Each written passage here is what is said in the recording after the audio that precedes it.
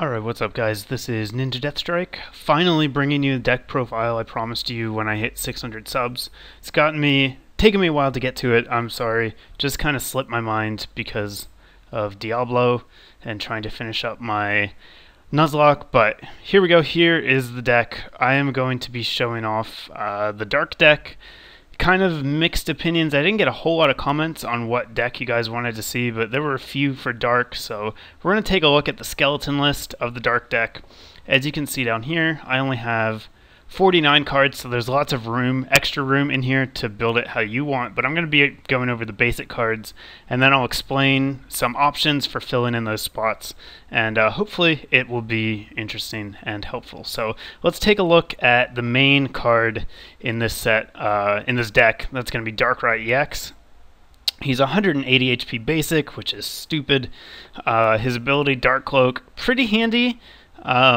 Each of your Pokemon that has any darkness energy attached to it has no retreat, so that's cool. Means pretty much everything in your deck is going to have free retreat, which is obviously really nice. Helps a lot against status, anything except sleep or perilous you can just switch out of. And then Night Spear for 2 dark and a colorless does 90 damage. And it also does 30 damage to one of your opponent's benched Pokemon. So this is going to be the main attacker in the deck.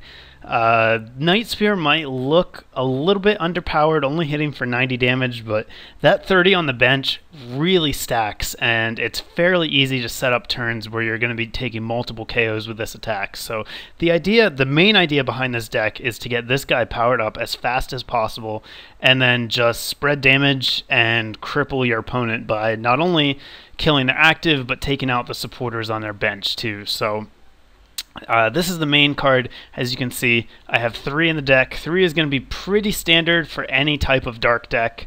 I suppose you could try 2, but I would definitely prefer 3 since, as I said, it is going to be your main attacker. So now we'll take a look at some of the partners that are going to be paired up. In one of the main partners to go along with Darkrai is Tornadus EX. The main reason for this is that Tornadus has that handy resistance to fighting, so it's really going to help those matchups that Darkrai struggles with, mainly Groudon EX and Terrakion. Tornadus is going to be a huge help against those guys. If you stick an Eviolite on him, he's actually going to take minus 40 damage from any fighting attack, so that just makes him a huge wall for those decks. And I definitely recommend at least one of him in any Darkrai deck. You can go more than that. I've seen up to 3. You really just need to play around with it and decide how you want to do it. So his other stats, 170 HP, still fantastic. 1 retreat cost, that means if Skyro Bridge is in play, and that is the most popular stadium right now, he'll be able to retreat for free.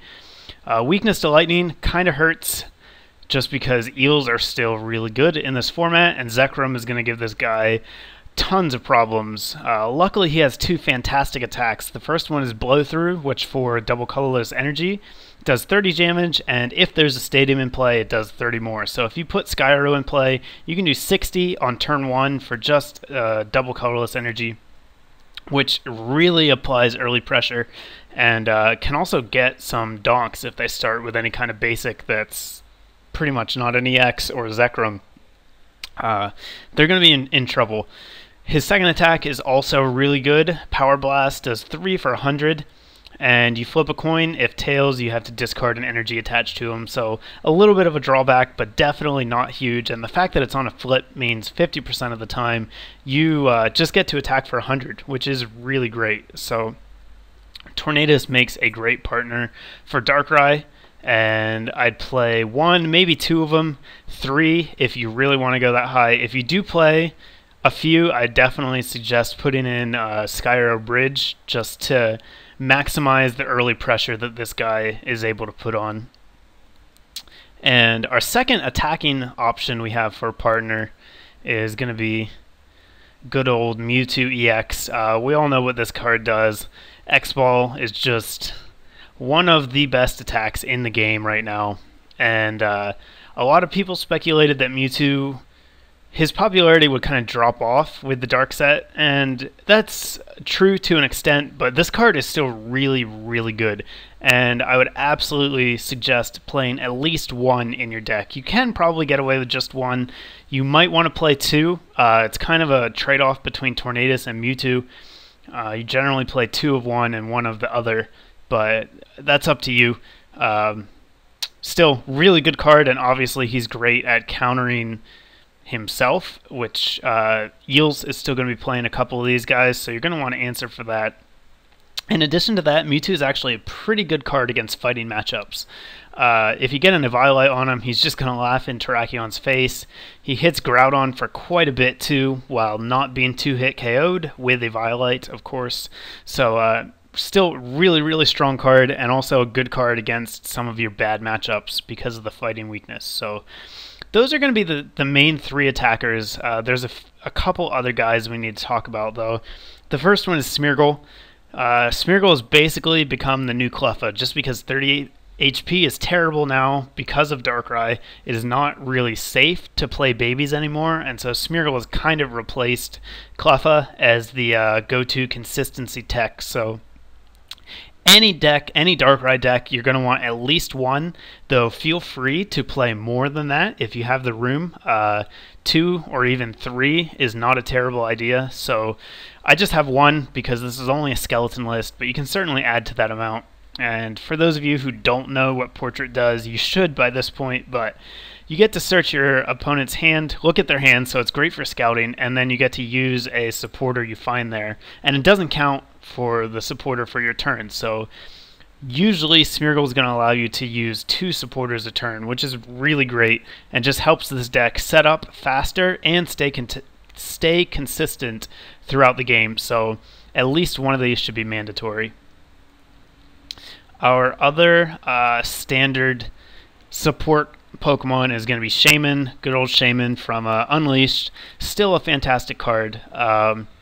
What it does, Celebration Wind, as you should know by now, lets you move your energy around however you want. So this card pairs really well with Dark Patch. You can use Dark Patch to attach energies to the bench Darkrai, and then if you need to move them to the active or move your energies around, maybe put them on a Mewtwo for a revenge kill or something like that, or get them up to a Tornadus, Shaman is going to be the card that allows you to do that. So this is a really, really good card. I suppose it's not absolutely necessary, but I highly recommend you keep it in this deck. So that's going to do it for our mandatory Pokemon. We'll come back in a couple minutes to talk about optional techs, but let's look at our supporters and trainers. Supporter line, pretty standard here, 3N, 3 Juniper, 4 Oak. Actually, hold on, that's not what I wanted. I wanted to have 3 Oak and 4 Juniper. The reason I'm maxing out on Juniper with this deck is because Dark Patch does need Dark Energy in the discard pile, and so being able to Juniper those Dark Energies away is actually going to help you fuel Dark Patch, so I think 4 Juniper is probably the best play to go.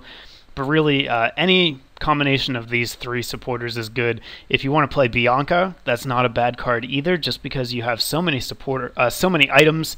You'll be able to play your hand down pretty low, and then Bianca just lets you draw a bunch of cards to refill that. So on top of that, we have 2 Random Receiver.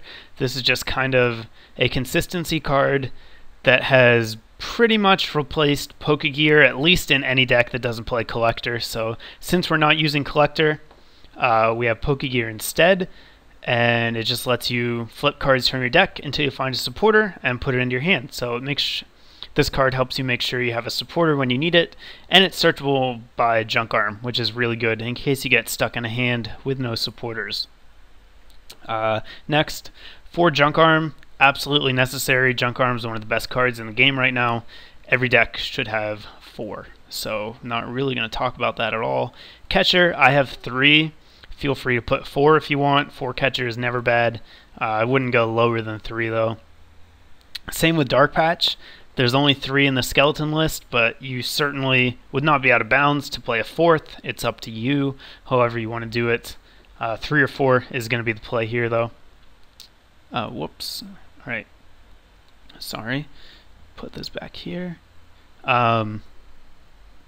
What do we have next? Darkrai is optional. Some people find it really useful. Some people prefer a Violite. It's kind of up to you whether you want to do more damage or just be tankier with a Violite. So I just have one in here just to show it off, but if you don't play any, that's fine. If you play more than one, that's okay too. It's just up to your preference. You just kind of need to play with it and play without it and see what you prefer. Next up we have Ultra Ball. I have 3, 2 is okay. I probably wouldn't play 4, but Ultra Ball is another great card for allowing you to put energies in the discard pile, dark energies, and it also lets you search out any card you need. So any combination of Ultra Ball and Dual Ball will get you by here, just because all of your cards are basic, so Dual Ball works fairly well. I don't think I have any in here, but you can certainly add them if you want them. And then next up we have Eviolite. Eviolite kind of stumbled the last set. It wasn't quite as good, but now with all of these huge EXs just kind of pounding away at each other, it's come to the forefront of the metagame once again, and I would absolutely recommend playing at least 2. Though you can play more than that if you want. It just turns so many 2-hit KOs into 3-hit KOs, gives you a chance to play cards like Super Scoop Up or Max Potion to kind of deny prizes, and it's a really good card in almost every deck right now, so I would definitely play at least 2 of those. The next card is Super Scoop Up. Some people don't play this card. I definitely like it in the deck though, especially because we have Shaman. And Super Scoop Up can not only be used on the active to deny prizes, it can give you a chance to use your Shaman again, which can be clutch mid to late game when you just can't quite get the energy you need to attack. You can pick that Shaman up and put it back down and not lose out on your stream of attackers. So 2 is what I have, 3 is fine, 4 maybe even be okay. Again, these are cards you need to test with and see which one you prefer. And then that's going to do it for the trainers. As far as energy goes, right now I have 12. I would probably play at least 13, but this is the bare minimum. 9 darkness, 3 double colorless. You'll notice I didn't put any special dark in. That's just because this deck is so reliant on dark patch, you really don't want to waste time with the special darks when you could be just playing the normal darks and then getting them back with dark patch. So you can play Special Dark, but I really don't think it's necessary, especially if you're using the DCEs. You're not going to have that much room to put them in there, so use them if you want, but I wouldn't recommend it. So that's going to be the skeleton. Now I want to talk real quick about some options you can put in. The main tech option for this deck is Weevil. You guys should know what Weevil does by now. He came out a while ago, and he's pretty much in here, one, as a free retreater, so that you don't have to waste attachments to Dark Energy to get him free retreat. He already has free retreat, and so does his basic form, Sneasel. And he also has Claw Snag, which when you play him down to evolve him, you get to look at your opponent's hand and discard a card you find there. So obviously, the main use of this is to snag away supporters, leaving your opponent with a dead hand, but you can also use them as a help against fighting counters, specifically decks that just use fighting techs, mainly Terrakion. If they're just playing something like 1 Terrakion and a couple fighting energy, you can play down Weevil and snag away either that fighting energy or that Terrakion and kind of remove their tech and their counter for your Darkrai, so it can help you keep your Darkrai alive. And all in all, it's just a really solid card. If you like disruption style decks, I would definitely suggest giving the deck a try with Weevil. You're going to want at least a 2-2 line, although 3-3 would be okay if you can fit it in. I normally find that I've got too many other things I want to put in, and I wouldn't go above a 2-2, but some people do play 3-3 just to keep the Weevils coming and coming quickly. Another tech option is going to be, let's get rid of this, Max Potion. This is a really good card in this format. It's gained a lot of popularity recently, and for good reason. Max Potion lets you heal all damage from one of your Pokemon, but then you have to discard all the energy from them. And this card pairs really well with Shaman. You can retreat your damaged active for free, since it will probably have a dark energy on it, promote something else, play down the Shaman to switch the energy onto the new active, and then max potion away your bench to heal all the damage from it and deny a prize. So really good tech card in this deck, and certainly something that's worth trying out. Another option is going to be Energy Switch, which is a card that didn't really see a whole lot of play before this format, but it's kind of just a trainer version of Shaman, but a little bit weaker. It lets you move a basic energy attached to one of your Pokemon to another, so you can kind of use it if you've already played your Shaman, or if you don't have it, to just move one energy. Sometimes that'll be enough to let your new attacker attack, and again, then go for the max potion if you wanted to. As far as other techs go, obviously heavy or Smeargle line is optional. Some people have played with Terrakion, though I would not recommend trying to fit Tornadus and Terrakion into the same deck. Choose one or the other.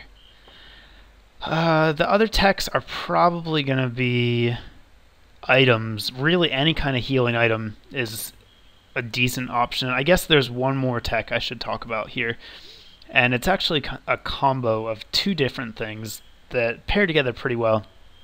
The first of them is Sableye, the new Sableye from the Dark Explorers set, and it's in here mainly for its attack Junk Hunt. It lets you put 2 item cards from your discard pile into your hand, so obviously you can use it to get your items back. Dark Patch Catcher, or, as some people have been playing, Crushing Hammer. Crushing Hammer may seem like an odd choice for this deck. It's definitely different, and you need to build the deck a little bit differently to get it to work, but the idea here is that you put a couple of Sableye into your deck, and you just go for Crushing Hammer to try and slow them down to the point where they can never really get things going. This can be an absolutely devastating strategy against anything that doesn't get energy from the discard pile. The main thing there being fighting decks again. So this kind of tries to cripple the fighting deck by just continuously using Crushing Hammers until they don't have any energy to do anything. And obviously they can't take prizes if they can't attack if they don't have any energy. So the idea is that you have Sableye active, just keep recycling your Crushing Hammers every turn until you've taken away enough of their energy where they can't do anything, and then you just kill them. So it can be a very, very effective strategy against any deck that kind of sets up slowly. Quad Terrakion, Troll, and Quad Groudon are all pretty weak to this, so certainly a bit more of a rogue option, but still competitive, so it's worth trying out if you wanted to do that. Oh no, I just got disconnected. Alright, so that is that's going to do it for this deck list. I'm sorry it doesn't look as pretty as it does in TCGO, but I hope it was helpful. Leave me a comment about what you thought about the deck. If you play any other interesting decks, feel free to leave those in the comments, and I will have another Play TCG match coming your way within the next couple of days, so keep your eyes open for that. And thanks for watching, guys. Catch you next time.